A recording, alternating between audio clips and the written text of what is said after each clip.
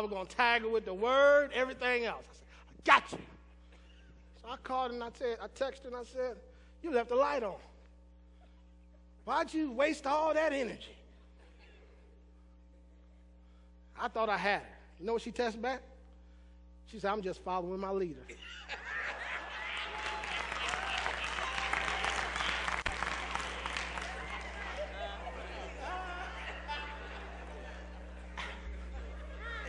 I said, there's nothing I can say. What was she saying? I've hung around you long enough. I'm starting to pick up your spirit. You pick up the person's spirit who you hang around. Well, if you want to or not, you pick up that spirit. And when you're trying to get to the possibility, you have to watch who do you spend time with. Doesn't mean I don't love you or don't like you, but I can't spend time with you if I'm in an impossible situation and I have to get out. I have to get around the right kind of people.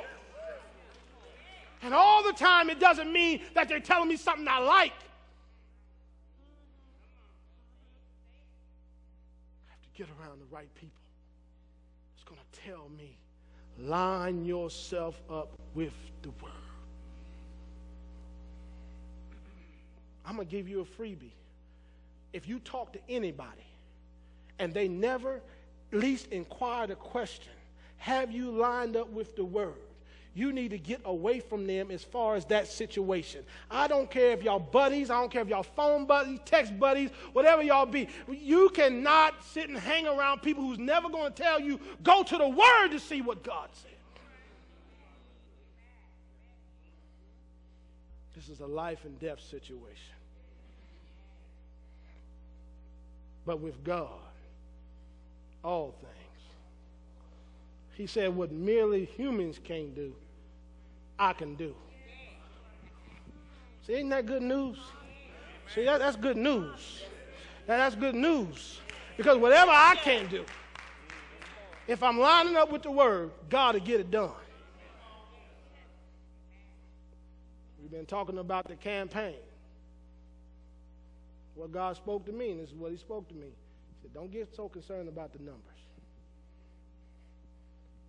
He said, you line up with my word. He says, you dropping it in, line up with my word. Because at the end of the day, if I can get the people to line up, I will do the impossible. And when I do the impossible, don't nobody else know. Nobody else will be able to take the credit for it. Nobody else will be able to take credit. So like this man began to see over in John chapter 9, he began to go to the neighbors inquire. They said, aren't you the one that was blind? Have anybody ever, have y'all ever had some old friends y'all go back to and you was all messed up and you was the pothead, the drug head, and then you come along and they be like, is that you?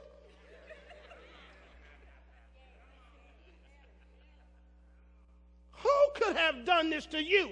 Who could have cleaned you up, made you sober, who could have done that?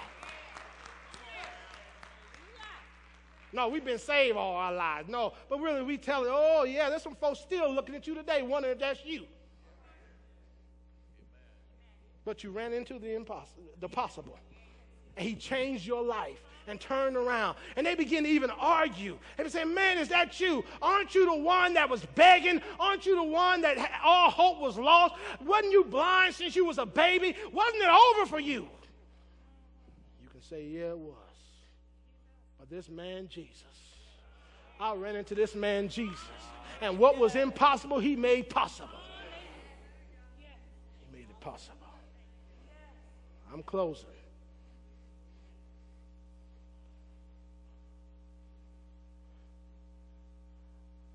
Whatever you're dealing with, whatever you've been through,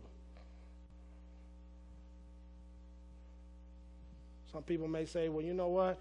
My parents couldn't defeat this. I can't defeat it either. Now, I don't know what's going to happen tomorrow, but I know today, if you're in an impossible situation, you need to come up here. If there is an impossible situation, Impossible situation. Now, I'm not talking to folks who just want to be cute about it. You say you're in an impossible situation, I don't care how you got there. How you got there is irrelevant at this point. Why you're there is irrelevant at this point. It doesn't matter.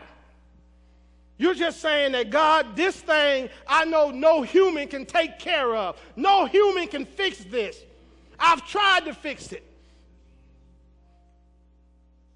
I've done all I can do to try to fix it, and it's still messed up. Well, this morning, we're not here to judge if you did it right or not. The question is, do you want to be made whole? Do you want God to step in your impossible and make it possible?